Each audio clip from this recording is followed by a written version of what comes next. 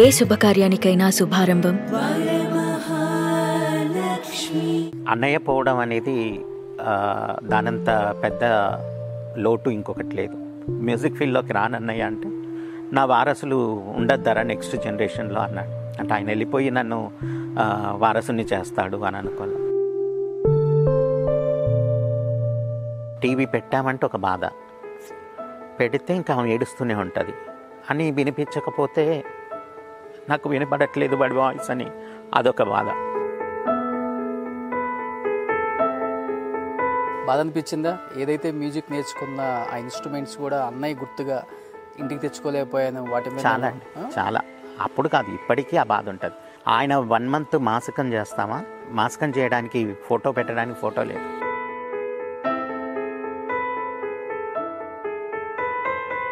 అసలు ఆ రాత్రి ఏం జరిగింది అంటే ఒక్క మాటలో ఏం చెప్తారండి?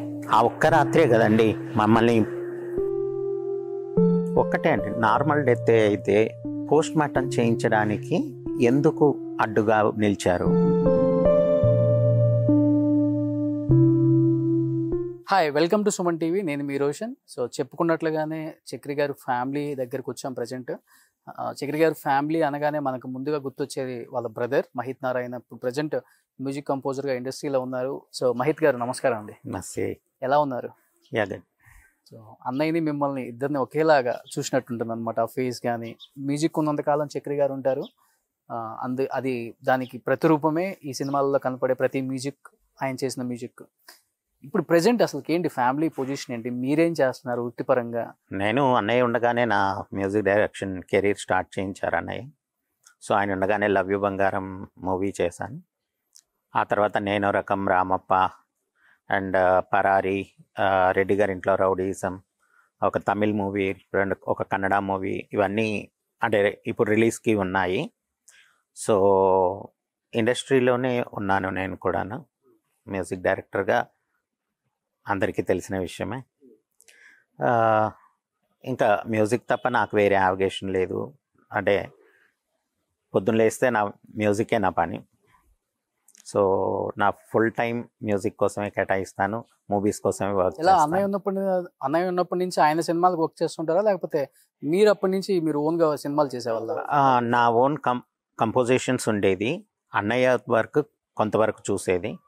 అంటే నాకు వర్క్ తెలియడం కోసం అన్నయ్య నన్ను నేర్పించడం కోసం చూపించేవారు అనమాట. బట్ ఎక్కువగా కూడా ఇన్ఫ్లుయెన్స్ అవ్వనివ్వాల. ఎందుకు అని అంటే అన్నయ్య ఉండగా ఆయన ఉన్నప్పుడే చూస్తారు కదా. సో చక్రి ఉండగా ఇంకొక చక్రి అవసరం లేదు. సో నీకంటూ సపరేట్ స్టైల్ రావాలి, నీకు వర్క్ తెలియాలే తప్ప నా ఇన్ఫ్లుయెన్స్ నీ మీద పడకూడదు అని చెప్తూ ఉండేవాళ్ళు అనమాట అన్నయ్య. దానివల్ల ఆయన వర్క్స్ని, ఆయన కంపోజిషన్స్ని నేను తక్కువగా ఉండేది వాటి వర్క్లో. సో రెస్ట్ ఆఫ్ టైం అన్నయ్య వర్క్ చేయని టైంలో స్టూడియోలో నేను నా కంపోజింగ్స్, నా మూవీ వర్క్స్ అని నేను చూసుకునేవాడిని అనమాట. సో ఇద్దరికి ఒకటే స్టూడియో? ఇద్దరు ఒకే స్టూడియో. అంటే అన్నయ్య స్టూడియోలో నేను వర్క్ చేసుకునేది. సో అన్నయ్య ఉన్నంత వరకు అది అలానే కొనసాగిందనమాట. సో మహిత్ గారు, ఈ మధ్యకాలంలో సో రామ్ చరణ్ గారితో మీ పిక్స్ అనేది చాలా ఎమోషనల్ చేశారు చాలా మందిని. అంటే చక్రి గారు పోయిన తర్వాత ఒక స్టార్ హీరో, ఈ ఫ్యామిలీకి నేనున్నాను అండగా, నీకు నేనున్నాను ఒక అన్నగా అని ఒక భరోసా ఇవ్వటం, ఇదంతా ఇండస్ట్రీలో చాలా హాట్ టాపిక్గా మారింది. ఏంటి అసలు జరిగిన సిచ్యువేషన్ ఏంటి అది?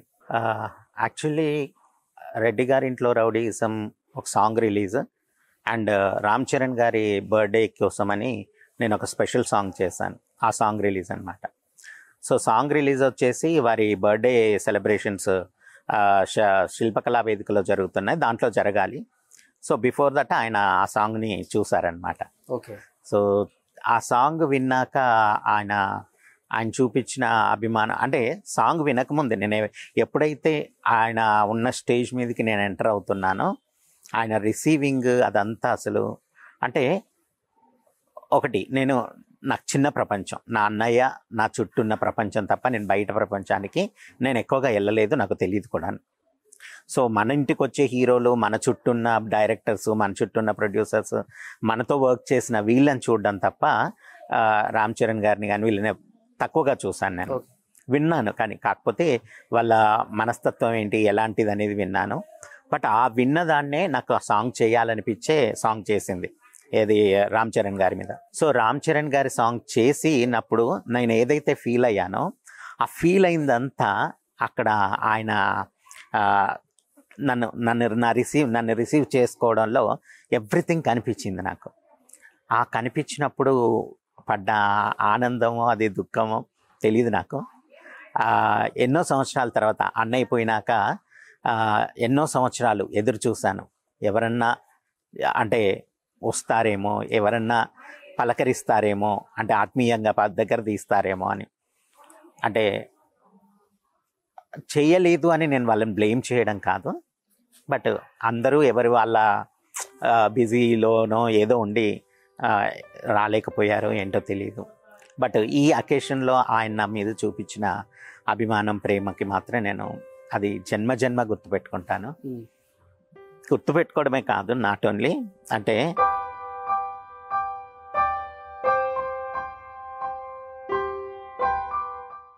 అది అది తలుచుకుంటేనే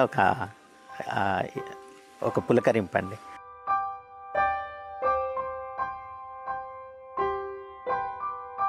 ఒక మెగాస్టార్ చిరంజీవి గారు, ఆయన కొడుకు, సరే ఒక మెగా పవర్ స్టార్ హీరో అనేది పక్కన పెట్టిన చిరంజీవి గారి అబ్బాయి ఎంతో ఇదిగా ఉండొచ్చు.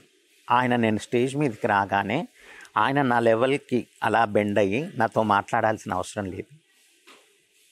అంత అంత అటాచ్మెంట్ నాకు చాలా అంటే నిజంగా గొప్పగా అనిపించింది. తర్వాత సాంగ్ విన్నాక ఆయన ఇచ్చిన ప్రశంస అసలు ఎప్పటికీ మర్చిపోలేను. ఆ సాంగ్ వినగానే ఇంత మంచి సాంగ్ నా కోసం చేశారా మహిత్, నేను ఈ సాంగ్ని ఇన్స్పైర్ అవుతున్నాను ఇప్పుడు ఈ సాంగ్తో, ఇంకా నేను చాలా ఇన్స్పైర్ అయ్యాను నేను ఈ సాంగ్తో, చాలా మంచి సాంగ్ చేసినందుకు థ్యాంక్స్ అని ఆయన చెప్పడం. సో అలాంటి వ్యక్తికి వర్క్ పరంగా అంటే యాజ్ ఎ మ్యూజిక్ డైరెక్టర్ ఇక్కడ మాట్లాడుతుంది, అభిమానము ఇవన్నీ తర్వాత అయితే నా పాట నచ్చడం అనేది ఒక పెద్ద హీరోకి అది నా పనితనం యొక్క దాన్ని నేను అప్రిషియేట్ చేసుకున్నట్టే అనిపించింది. సో అది నేను హ్యాపీగా ఫీల్ అయ్యాను. ఆ టైంలోనే ఆయన పాట వినేసి హక్ చేసుకున్నారనమాట. సో ఇదంతా ఈ హక్ చేసుకున్నప్పుడు జరిగిన సంభాషణ అనమాట. సో ఎమోషనల్ తట్టుకోలేకపోయారు? లేదండి, అసలు నేను ఇంకా ఎమోషనల్ అయిపోయాను. నేను ఎమోషనల్ అవ్వడంలో అర్థం ఉంది. అంటే అంతటి వ్యక్తిని అంత దగ్గరగా అలా అంత అభిమానం చూపి, అంటే ఒక అభిమాని మీద ఆయన అంత ప్రేమ చూపించడం అనేది, అభిమాన హీరో మీద ఎవరైనా ప్రేమ చూపిస్తారు, సో అది నా పాట. కానీ ఒక అభిమాని మీద ఆయన చూపించిన ప్రేమ అది నాకు బాగా నచ్చింది. దాంతో ఎమోషనల్ అయిపోయాను. అండ్ అన్నయ్య గుర్తు రావడం అన్నీ 1 by 1 అన్నీ జరిగాయన్నమాట. కొన్ని మాటల్లో చెప్పలేమండి. అంటే చాలామంది అంటారు ఏం ఎక్స్పెక్ట్ చేసి వెళ్ళావు ఆయన దగ్గరికి అని అన్నారా? ఎక్స్పెక్ట్ చేసి వెళ్ళలేదు. ఎక్స్పెక్ట్ చేసి వెళ్తే అభిమాని అవ్వడు, అంతే కదా. అభిమానం కొద్ది చేశాను నేను, ఆయన మీద అభిమానంతో చేసిన దానికి ఎక్స్పెక్టేషన్స్ ఉండవు. సో నాకు అది నేను నిజంగా గర్వంగా చెప్పుకుంటున్నానండి. అంటే నేను ఏమి ఎక్స్పెక్ట్ చేయకుండా ఆయన దగ్గరికి వెళ్ళడం, ఆయన అంతకంటే అభిమానాన్ని నా మీద చూపించడం అనేది అది చాలు నాకు. సో ఇంకంతకు మించి ఎక్స్పెక్టేషనే లేనప్పుడు నేను దీంతోనే చాలా ఉప్పొంగిపోతాను కదా. మామూలుగానే ఆయన చాలా డౌన్ టు ఎర్త్ మనిషి, నిజంగా డౌన్ టు ఎర్త్. ఎక్కడ మెగాస్టార్ కొడుకని ఉండదు. నిజంగా అండి, ఇప్పటికీ గుర్తు తెచ్చుకుంటే అలా బతికితే అంటే అది ఆ పెంపకంలో వచ్చిన గొప్పతనం అయి ఉంటుంది. డెఫినెట్గా చిరంజీవి గారి యొక్క ఆ పెంపకమే అయి ఉంటుంది. నిజంగా ఈ రోజుల్లో అలా అందరూ చాలా కనీసం కొంతమంది అన్న ఉండగలిగితే మాత్రం బాగుంటుంది. రామ్ చరణ్ గారికి ఒక చేయలేదు కదా అన్నయ్య చేయలేదు, అల్లు అర్జున్ గారు చేశారు. సో అన్నయ్య డ్రీమ్ కూడా అంటే చిరంజీవి గారికి ఫ్యామిలీకి చేయాలి అనేది ఆల్మోస్ట్ అంటే ఒక దేశముద్రు బన్నీ గారితో చేయడంతో కొంత నెరవేరింది. బట్ చిరంజీవి గారికి చేయాలనే కోరిక అన్నయ్యకి చాలా ఉండేది. అంటే ఎర్లియర్ స్టేజ్లోనే ఆయన ప్రైవేట్ ఆల్బమ్స్ స్టార్ట్ చేసినప్పుడే అన్నయ్య చిరుకానుక, చిరునవ్వు అనే ఆల్బమ్స్ చేశారు చిరుగారివి అన్నయ్య కెరీర్ స్టార్టింగ్లో. అక్కడ నుంచి అంజీ ఫస్ట్ ఒక 5 మ్యూజిక్ డైరెక్టర్లతో సినిమా స్టార్ట్ అయిందనమాట. అందులో one of the music director Chakri అన్నయ్య ఒక సాంగ్కి. అలా 5 మ్యూజిక్ డైరెక్టర్ 5 సాంగ్స్ అనుకున్నారు. అందులో సాంగ్ కూడా ఓకే అయిపోయినాక అంతయ్యాక సినిమా కొన్ని కారణాల వల్ల పోస్ట్పోన్ అయిపోయింది. అంటే అప్పుడు జరగకుండా లాటర్ అని ఎప్పుడో ఒక 3-4 ఇయర్స్ తర్వాత మళ్ళీ స్టార్ట్ అయిందనమాట. చెప్పారంట కదా రామ్ చరణ్ గారు, ఒక అన్నలాగా నేను ఉంటాను, ఏది ఉన్నా కానీ నాకు చెప్పు ఇప్పటి నుంచి. ఐఎమ్ ఆల్వేస్ విత్ యూ అన్నారు. అది అన్నిటికీ అర్థం అదే. ఇంకా అనిపించిందా మళ్ళీ చక్రి అన్న ఇంకొక అన్నలాగా నాకు? డెఫినెట్గా ఆయనతో నేను ఒక 15 నిమిషాలు ఉన్నాను అనుకుంటానండి. ఆ 15 నిమిషాల్లో చక్రి అన్నయ్య అయితే ఎలాగో ఇట్లా నన్ను పట్టుకొని ఉంటారో ఎప్పుడు, రామ్ చరణ్ గారు కూడా నిజంగా ఆ 15 మినిట్స్లో నా చెయ్యి కానీ నా భుజం కానీ అలా ఆయన అభయహస్తం అని అనిపించిందండి. అలా పెట్టే ఉంచారు. అన్నయ్య నిజంగా నాకు మళ్ళీ ఒకసారి ఇది అన్నయ్య స్పర్శనేమో, ఆయనే చేయించారేమో అన్న ఫీలింగ్.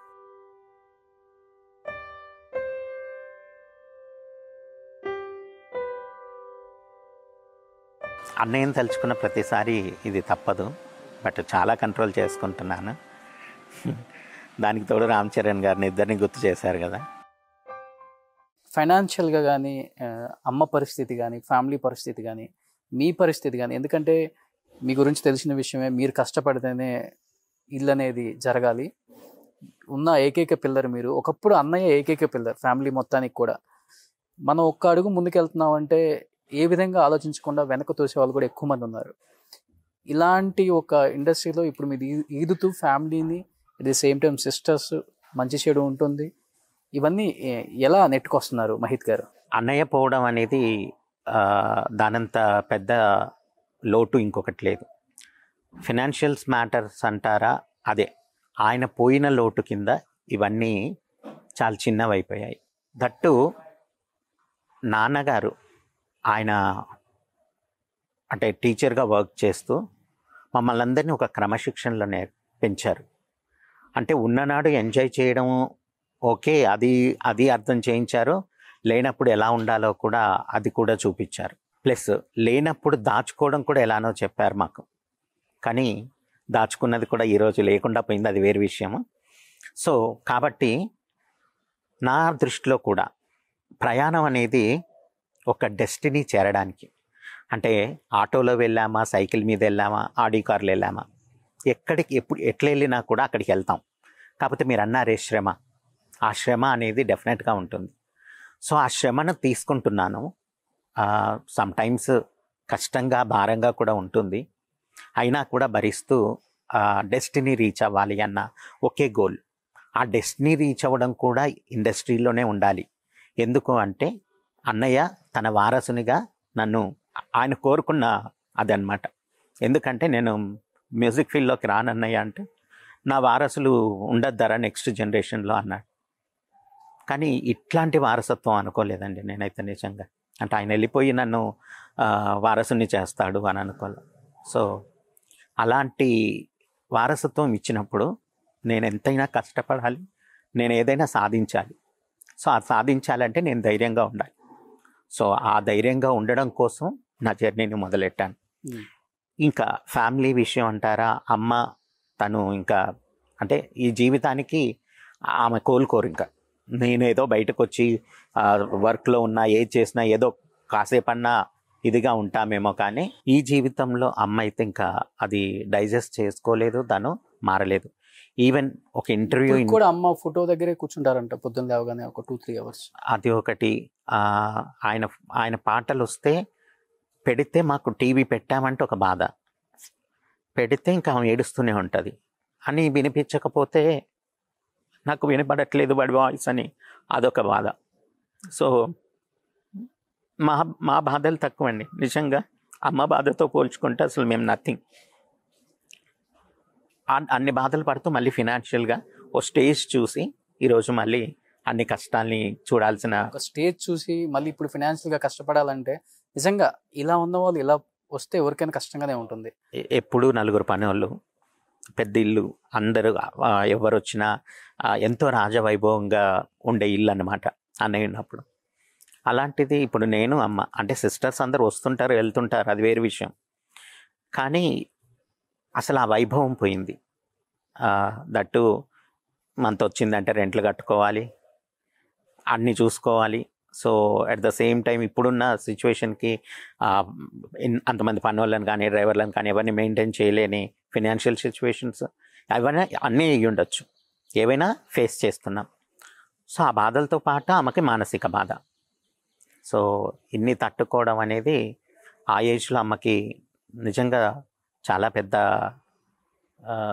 ఇదని చెప్పొచ్చు. ఇప్పుడు కేవలం అమ్మ నాన్నకు వచ్చే ఫంక్షన్ మీదే డిపెండ్ అయ్యి ఉన్నదా? యా, ఇప్పుడు నా వర్క్స్ ఏమొచ్చినా కూడా వీటితో సర్వైవల్కి మిగిలించే అంత ప్రాజెక్ట్స్ అయితే నేను చేయట్లేను, టు బీ ఫ్రాంక్. అవును, ఏది వచ్చినా ఆ ప్రాజెక్ట్లో ఆ పాటని మంచిగా చేయడానికి ఓ సింగరు, అంటే ఫర్ ఎగ్జాంపుల్ రోషన్ ఒక రకంగా పాడతాడు, ఓ 5,000 తీసుకుంటాడు. బట్ రోషన్ కంటే ఇంకొక అతను రోహన్ అనే ఒక సింగరు చాలా బాగా పాడతాడు, 15,000 తీసుకుంటాడు. ఏం చేయాలి, నా పాటకి రోషన్ కంటే రోహన్ది వాయిస్ బాగుంది అని లాగుతుంటుంది. బట్ అప్పుడు మళ్ళీ నేను దాచుకోవడం కాదు, నేను పోవడం కాదు, నేను చేసే పాట కనీసం మంచిగా వినగానే అరే మంచి సింగర్ బాగుంది, సింగర్ బాగా పాడాడు, బాగుంది, మ్యూజిక్ బాగుంది అనిపించాలని దానికి కావాల్సిన ఖర్చు పెట్టుకుంటూ చిన్న చిన్న ప్రాజెక్ట్ అయినా కూడా లైవ్ ఇన్స్ట్రుమెంట్స్తో సహా వాడుతూ క్వాలిటీ ఆఫ్ మ్యూజిక్ని ఇస్తూ వస్తున్నాను.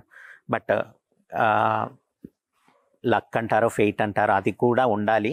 అండ్ ఇంకొకటి, సినిమా హిట్ అయితే కానీ అందులో పాటలు కానీ ఏదైనా మ్యూజిక్ కానీ హిట్ అవ్వదు.